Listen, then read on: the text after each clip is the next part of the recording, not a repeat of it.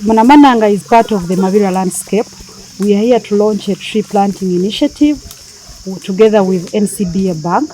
They have funded restoration of 20 hectares of the degraded parts of Namananga Central Forest Reserve.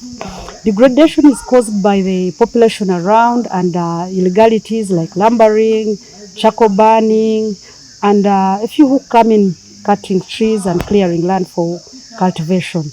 So we've been able to sensitize the communities, work together with them, and now we are restoring 20 hectares by planting indigenous tree species that existed in this forest and trees of high value. Restoration of forest is going to help us a lot, especially the community, because we know the value of the forest.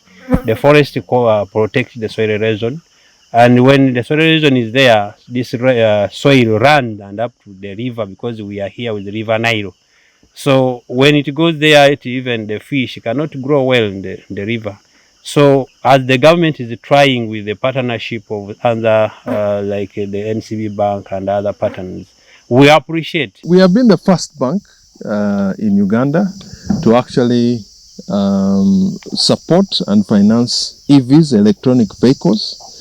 As a matter of fact, our fleet has got 2 EVs.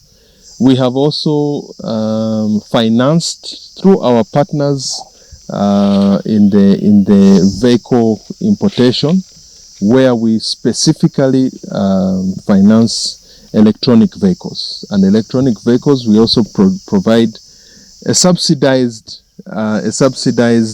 interest rate on those electronic vehicles. You can see now the challenges that we are going through as the world, as far as petroleum is concerned. Electronic vehicles would be a big substitute.